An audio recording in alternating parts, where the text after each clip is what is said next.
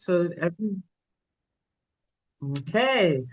So hello, it is August the 9th, 2026.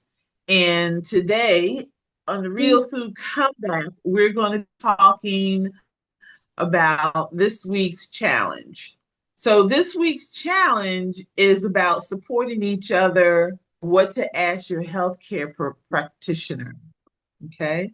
So we're also going to be talking about our upcoming travel plans, and then we'll talk about I'll still talking about marketplace, things. Are we reading labels?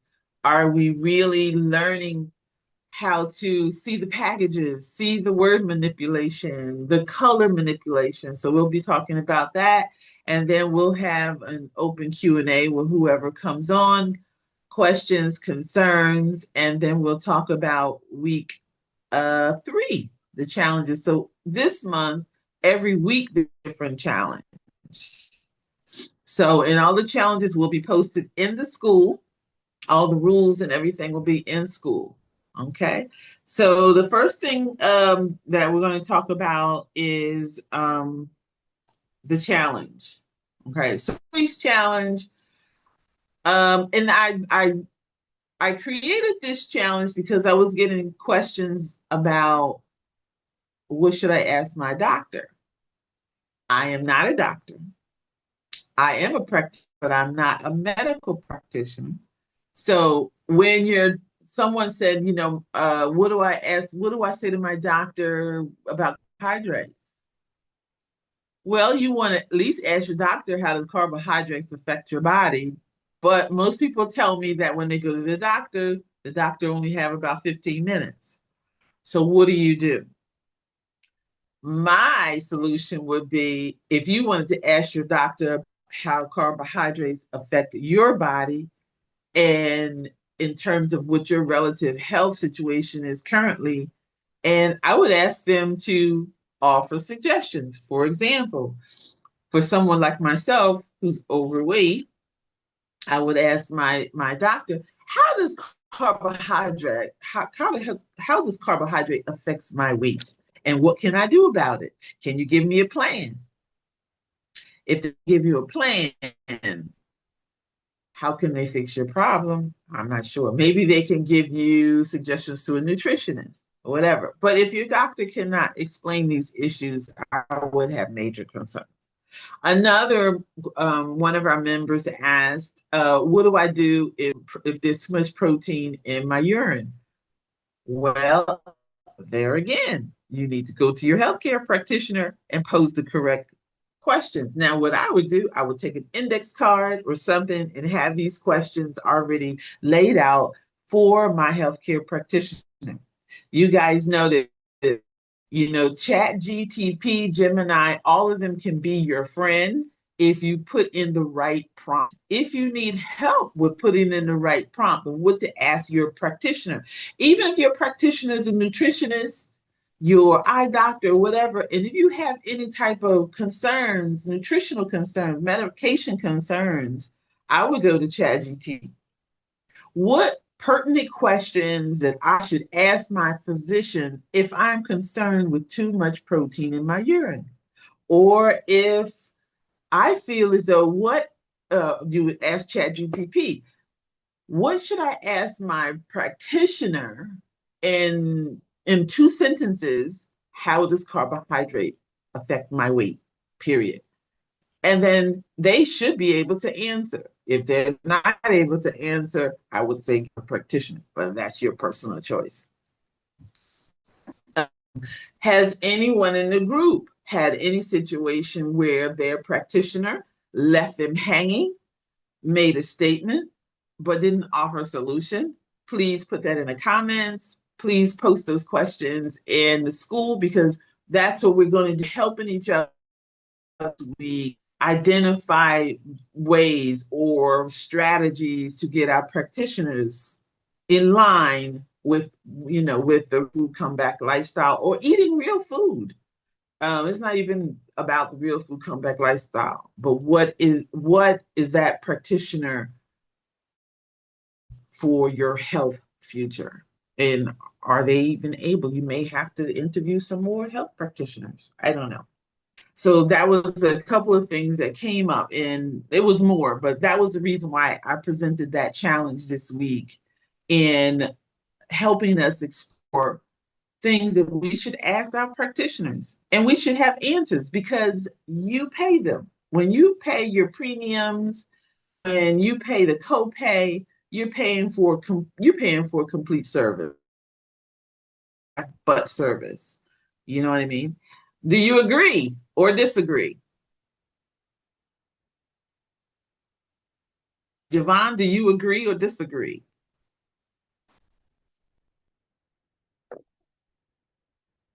I was trying to get my volume up.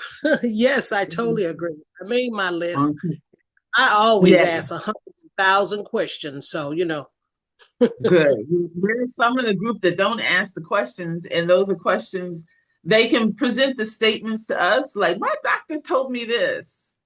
mhm, Well, maybe you should email your doctor and ask them this. You know, we can help each other become better critical thinkers and problem solvers because we are paying these people to help us absolutely. solve problems. Okay. So Some of my, that is, I just want uh-huh. to tell you one of my key words that I use in almost everything, even at my job or wherever. I always say, what should I do in a situation like this? Right. Exactly. Yeah, Exactly. And we need to become advocates for our own health, and we need to not be passive because this is our body. You have to be very active because, you know, this is not the doctor's body or the dentist or the nutritionist or the nurse practitioner. It's yours. And you only have it. So we need to be strong advocates for ourselves. Okay. So the next thing we're going to talk about is the poll. I think I put the poll in about 3 weeks ago, on us getting together and travel within the group because this group, and maybe others who are more into eating real food, not, eliminating sugar or very cutting back into sugar, on sugar consumption, eliminating junk food out of our diet. And sometimes when you're with other people who don't have that like mind, it can make your social situations, your entertainment situations a little bit tedious. So,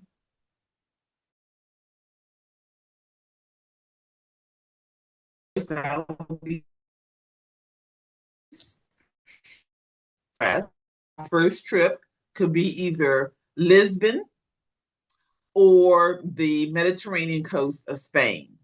So we chose these two places that we are currently investigating because they both of the places are walkable. Um, the they are with less than 8 hour flights.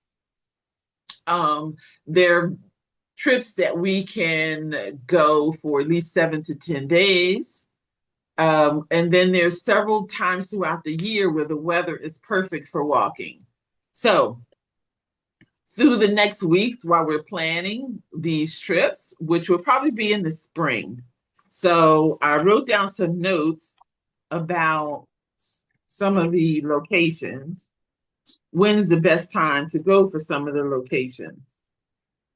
And then we all can take a vote from there. Me, I'm open. I love to travel, so I'm open to go most places. Okay. right. So my Excuse notes. me.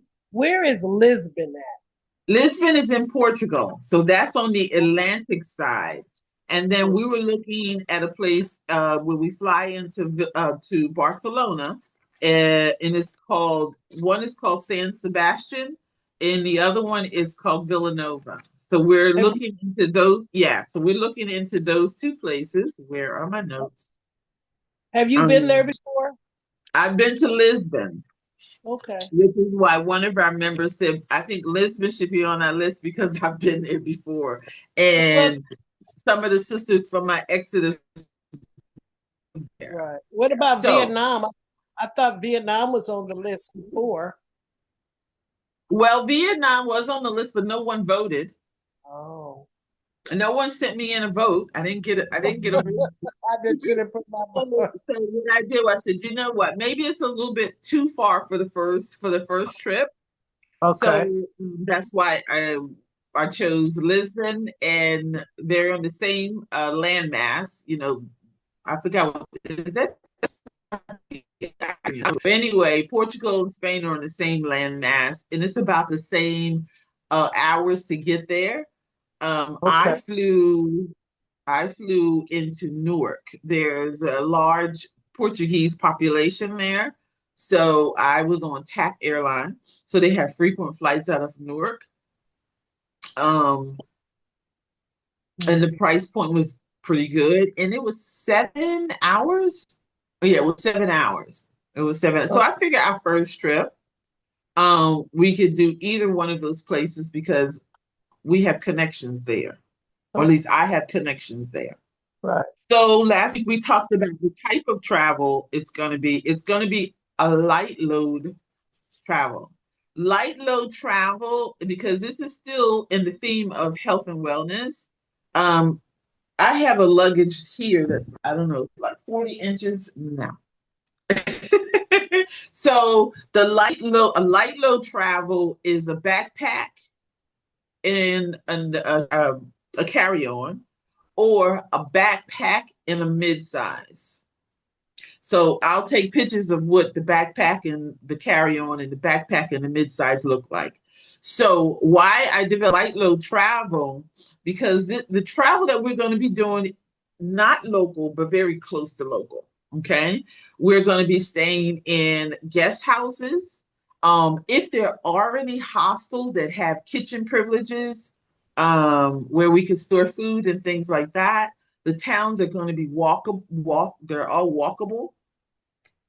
We will be taking local transportation. I spoke to one of the group members this morning. I said, one of my favorite things to do is I like to hop on and hop off bus. It's a great value. You can get to see everything that you would, even if you were taking one of those expensive private tours.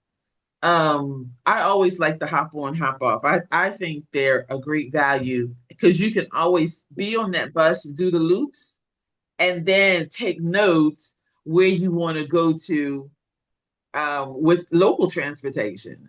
Um, I'm a solo traveler. So sometimes when I do the on and off bus, I take notes and I said, I need to figure out how to get there using local transportation the next time I want to go, especially if it's a site, like a tourist site, like a museum or some type of festival that's going on. Once I get back to my base point, I find out how to get there locally, whether it's the local bus, if there's a local bajaji or motorcycle, I don't have any problems with that. But as a group, we will learn how to take the local bus to get to other attractions instead of spending an astronomical amount of money with these luxury tour companies. We don't need anything like that. But the trips will be health oriented or health focused. It's not to say that we're not going to have a glass of wine, but we know in this group, we're trying to keep our carbohydrates 100 and below. So when I traveled to Rwanda, I went to ChatGTP and I said, I need a glass of wine. Um, can you recommend a low carb, low sugar wine that will go with this particular meal, which I had fish and with vegetables? And I got a South African red, and one glass was enough. And I believe it was like, I know it was low, under 40 grams of carbohydrates. And I didn't gain any weight. I didn't get any bloat because the rest of my meal was protein basically. Um, so we're going to be eating at local restaurants. We will hopefully we'll find a guest house and we'll be able to go get local produce and cook at least one meal for ourselves.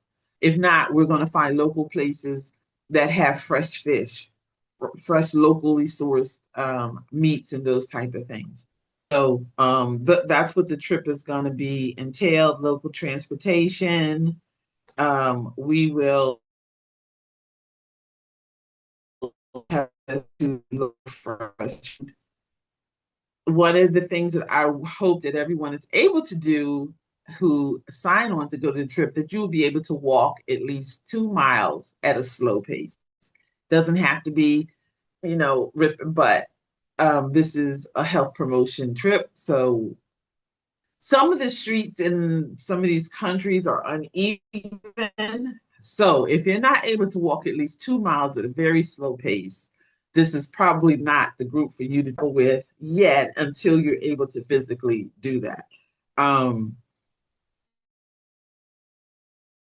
the streets are very difficult at times to transverse. So, but if you can walk 2 miles in Zanzibar, walk 2 miles on the beach, you can definitely participate in the real food comeback trips. Okay.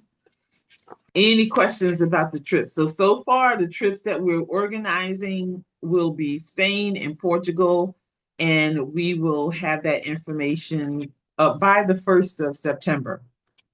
Okay. So another thing that's coming up in the group is I am developing a transformational workbook that's going to go with the 12-week transformational program, and that will start September 1st. So we'll still be meeting here Sundays at 3 p.m., but there will be an extra session or two with the transformational group. Okay. The transformational, I can give you a program breakdown of what's in the workbook. Let me log in here.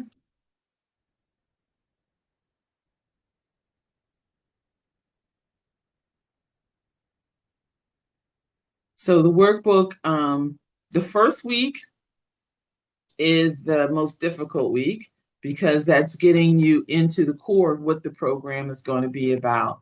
So there's even going to be a mini reset within the week. So every week there's going to be different things, different exercises. The format the format for the sessions, we still going to have Sunday live at 3 p.m. Then one day out of the week, we're going to do the table where we're going to do recipe swaps, label reading, critical reading. We'll do some type of trivia so that we can reinforce these skills. Okay. And then on Friday, we will have a sisterhood circle. And all of these are going to be short sessions, 45 minutes, no more than an hour. We're going to do sisterhood circle, personal stories, open talk, weekly wins, inspiration, and we'll also be talking about up and coming events. We will also, on the Sister Circle, if you have a business, if you have something that's coming up, this is where you share it amongst the community. So the workbook will have at least 5 sections for each week. So the first section is the lesson of the week. The second session is always a challenge for the week. I mean, the pages, the sections of the book. So let's talk about for week one. Week one, every week we'll have a lesson. Every week we'll have a challenge. Every week we'll have a coachable moment. Then you'll have a self-care assessment, and you'll have an assessment for the week. Okay. And then there'll be little exercises for you to track yourself. So it's a self-monitoring program so that you can see how you progress through the 12 weeks. Okay. So it's a transformation. So every week. So how I came about the workbook is accumulation of what we've all been doing since we started since February. And I took all those pieces together. So pretty much this is a workshop or almost like a master class. So I just put everything in order from recipe dissection, from learning these different chemicals that's in our food, from how to really read the label, how to, like this last week, how to talk to your healthcare professional. But it's going to be in a book. So this workbook will also develop for a personal resource because there's something that I can get from one of the community members or one of the other participants that I can put in the workbook.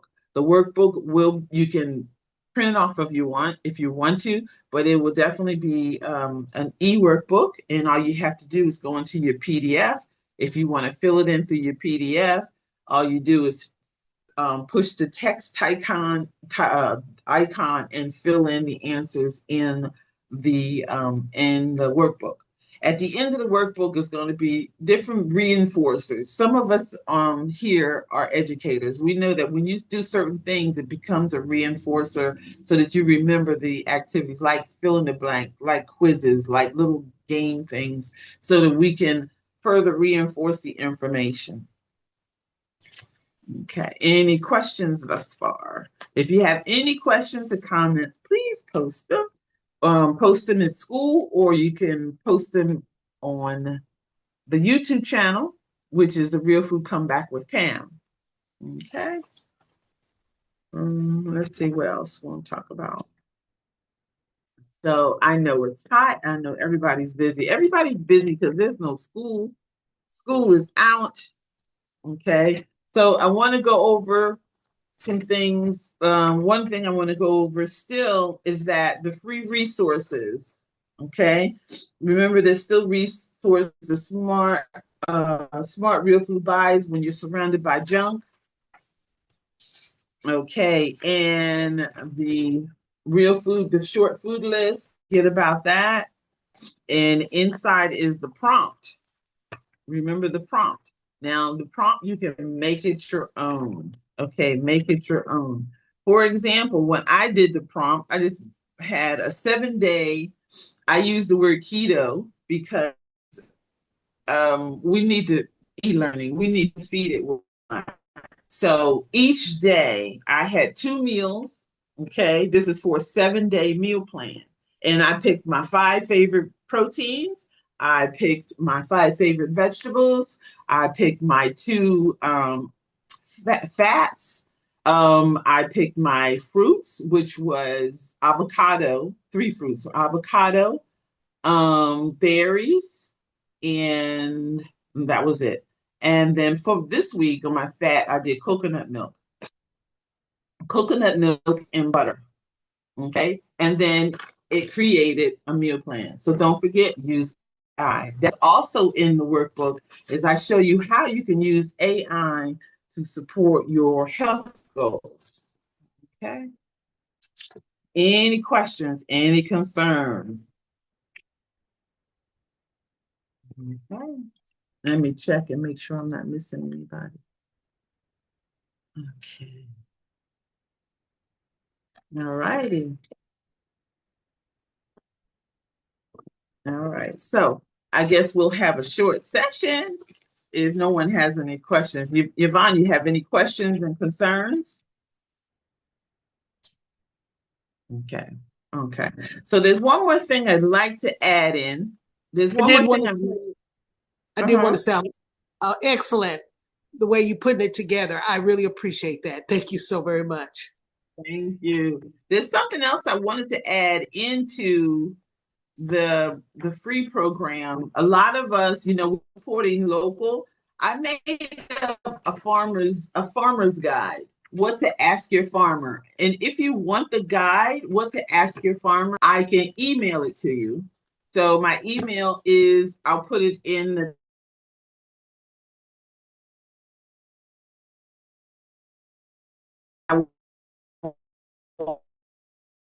market. It's good to know what to ask them so that you can get the fresh and the best. How do you grow produce? Organic, low, or regenerative? Soil health. What do you do to keep your soil healthy and nutrient rich? Pesticides.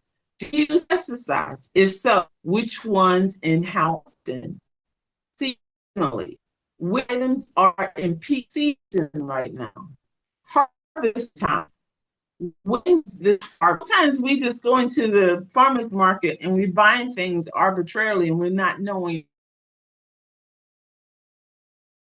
your food. Questions like, how long have you been farming? What's your approach to growing real nutrient-dense food? What will be available in the next few weeks? Is there a CSA option? Are there farm tours? To get to know your farmer at a even more intimate level. Which items are best for reduce? See if they're more knowledgeable about the health benefits of their products. The processing, do they offer recipes? Now, when I was in New York, I did a farm tour, and some of them offered recipes for their cheeses. Um, what would you recommend as a healthier swap for? Okay. So, and the last thing I thought was important when you at the farmers market is questions about meat, eggs, and dairy. Because a lot of us, that's really where most of us in this group want to source is our eggs, meat, and our dairy. Because we know here in the American meat and dairy industry, there's a lot of controversy, right? So this would be great if you can get a farm tour to your local, wherever your butcher is sourcing the meat. What do your animals eat? Are they grass fed, pasture raised, or grain finished? Now, this is something I didn't know that sometimes they may start them out as grass fed, but they finish them. That means their last cycle of life, they're giving them grains, and that's not what we want. So, living conditions, are your animals raised on the pasture or indoors? And then that might be a gray area too, because they're going to say, "What do you mean indoors? Or do you let them out in the morning, and then they free them, and then you keep them from predators indoors, of course." But we know that some of these factory farms, especially for chickens, they keep them in these humongous housing, and it's big, but it's still not outdoors. So it can be a play on words in the term indoors or outdoor pastured. Egg quality. Are your hens pasture raised, and what do they eat? Processing. Where is your meat process? Any additives or brines? I thought that was a really interesting question, with the brining. And what is the brining process? Other questions for freshness and quality. How should I store your eggs? How should I store this meat? How should ask them, how should you store it? How long will this last when I get home? Most of the times when I went to the market, it was that it's fruit, the strawberries and the then last week, it's true organic. Best use. What's your favorite way to prepare this? So if anyone wants this farmers market list, shoot me an email and I will definitely send it over. I found it really helpful when I used this list when I was in New York when I did my farm tour. And I was really surprised how receptive the farmers were. A lot of farmers know right now that they're going to give as much information as possible with everything being distributed about our food here in America, and it behooves them to give information, especially critical information, how they raise their animals, because people are willing to pay for good food. People are willing to pay, and it doesn't matter your socioeconomic level. People are going to do the best they can where they are. But it's good to give yourself options and to have a source. You can make copies of it. You can make copies of it and have one in your car and one in your purse or whatever, for the farmers market. Okay. All right. So I have for this week. That is all I have for this week. So I will definitely post a recording of this meeting in school, and I will also put the recording of this session on YouTube. So Yvonne, I thank you for attending. If you have any more questions about the trip or about the farmers market list, just holla. I'm drinking seltzer Okay. water. I'm gonna give up Appreciate on it. it. Thank you so very much for the Yes. class. Yeah. So if you want the farmers list, just email me or text me and I will. I don't know if I have your email, but I I'll know I have send it your to you. email. Yeah. I will send you over the farmers market And list. you can send it to my daughter too, but she does most of Okay. this. Okay. All righty. So I will let everybody go early. Thank All you, righty. Yvonne. Appreciate you. Bye. Appreciate you too. Thank you.